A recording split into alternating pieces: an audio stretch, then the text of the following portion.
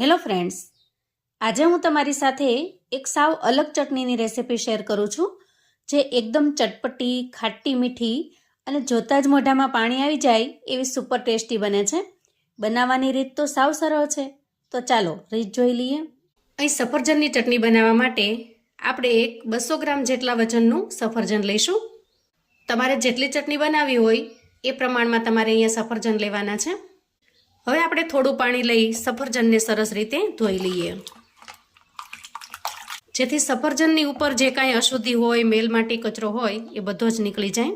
હવે આ રીતે એકદમ સરસ ધોયા પછી સફરજનને આપણે કોઈ કોટનના ટુકડાથી અથવા તો નેપકિનથી લૂછી લેવાનું અને એના ઉપરનું બધું જ પાણી દૂર કરી લેવાનું. આમ કરવાથી ચટણીમાં પાણીનો ભાગ બિલકુલ જશે નહીં અને ચટણી લાંબા સમય સુધી સરસ રહેશે. હવે ચટણી બનાવવા માટે સફરજનને આપણે સમારી લઈએ. તો સૌથી પહેલા આ રીતે 2 ભાગમાં વહેંચી લઈએ અને સફરજનની અંદરનો આ જે ભાગ છે, બિયાનો ભાગ અને ડીટીયાનો ભાગ દૂર કરી લઈશું. સફરજનના બિયાનો સ્વાદ કડવો હોય છે, એટલે એને કાઢી લેવા ખૂબ જરૂરી છે અને રેસાને બિયા કાઢી લેવાથી ચટણી લાંબા સમય સુધી સારી પણ રહે છે. હવે આપણે સફરજનની છાલ ઉતારી લઈએ. મિત્રો, સફરજનના તો ઘણા ફાયદા છે. પાચન શક્તિ સુધારે છે, લીવરનું ટોક્સિન ઘટાડે છે, હૃદય સ્વસ્થ રાખે છે અને વજનને પણ નિયંત્રણમાં રાખે છે. અને સફરજન ફાઈબર અને વિટામિન સી થી ભરપૂર હોવાથી રોગ પ્રતિકારક શક્તિ પણ વધારે છે. શરીરની અંદર થતા ખરાબ કોલેસ્ટ્રોલને પણ ઘટાડે છે અને વિવિધ સંશોધનોથી એ પણ સાબિત થયેલું છે કે સફરજનની અંદર એવી નેચરલ પ્રોપર્ટીઝ રહેલી છે જે કેન્સરના કોષોને રોકવામાં ખૂબ મદદરૂપ થાય છે. આ જે છાલ નીકળે છે એ તમારા આંગણાની અંદર ગમલામાં તમે ખાતર તરીકે પણ ઉપયોગમાં લઈ શકો છો. ખૂબ સરસ ખાતર બને છે આનાથી. હવે આ રીતે છાલ ઉતારીને તૈયાર કરેલા સફરજનને આપણે રફલી ચોપ કરી લઈએ. અહીંયા સફરજનના બહુ મોટા પણ નહીં અને સાવ નાના પણ નહીં, એ રીતે પીસ બનાવીશું. જુઓ, આ રીતે. મોટા ભાગે આપણે ટમેટાની ચટણી, કેરીની ચટણી અથવા તો દહીં લસણની ચટણી બનાવતા હોઈએ છીએ. આપણા કાઠિયાવાડમાં આપણે લસણની ચટણી વધારે ખાતા હોઈએ, પણ જો આ રીતે સફરજનની ચટણી બનાવશો તો આ ચટણી લાંબા સમય સુધી સારી રહે છે અને ટેસ્ટમાં એટલી સરસ લાજવાબ બને છે કે બાળકોને પણ ખૂબ જ પસંદ આવશે. તો જુઓ, અહીંયા સફરજનને સમારી આપણે આ રીતે પીસમાં વહેંચી લીધું છે. હવે તૈયાર થયેલા ટુકડાને આપણે એક પ્લેટમાં લઈ લઈએ. હવે ત્યાર પછી આપણે 5 થી 6 નંગ જેટલી લીલી દ્રાક્ષ લઈશું અને દ્રાક્ષને પણ આપણે આ રીતે ઝીણી ઝીણી સમારી લઈએ. ચટણીમાં દ્રાક્ષ ઉમેરવાથી ચટણીનો ટેસ્ટ એકદમ સરસ ચટપટો, ખાટો, મીઠો બને છે. પણ દ્રાક્ષ ઉમેરવી બિલકુલ ઓપ્શનલ છે. તમને જો અનુકૂળ હોય તો જ તમારે દ્રાક્ષ ઉમેરવાની છે, અધરવાઇઝ તમે સ્કીપ પણ કરી શકો છો.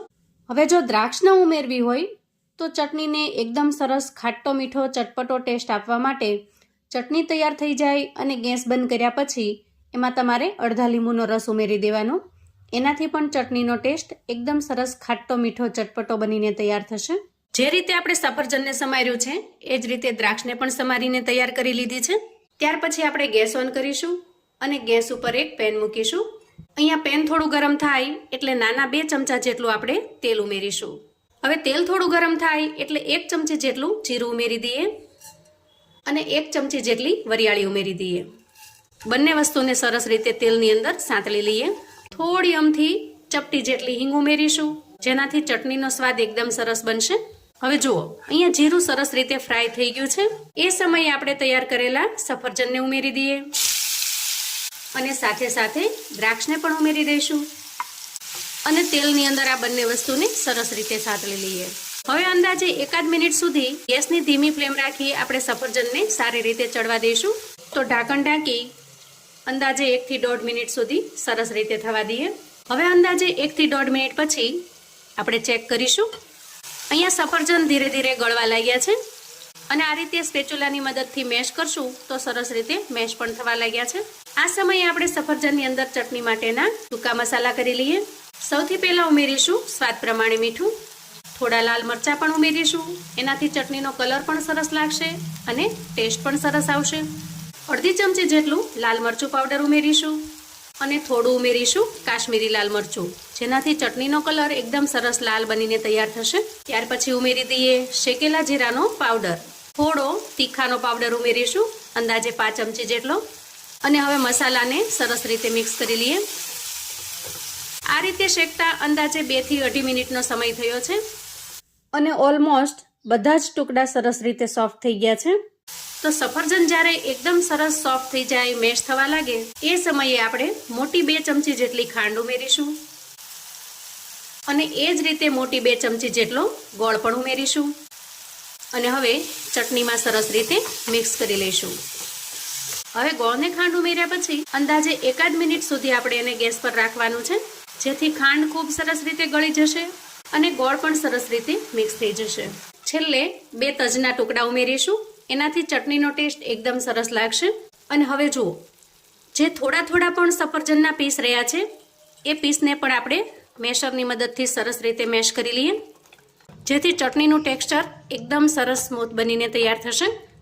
હવે 1 મિનિટ પછી આપણે ચટણીનું ટેક્સચર જોઈ શકીએ છીએ. એકદમ સરસ સ્મૂથ બનીને તૈયાર થયું છે અને આપણી ચટણી પણ અહીંયા બનીને તૈયાર થઈ ગઈ છે.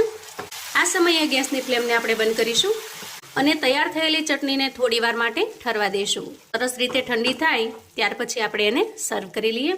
એકદમ ચટપટી, ટેંગી, ખાટી મીઠી એવી સફરજનની ચટણી બનીને તૈયાર છે.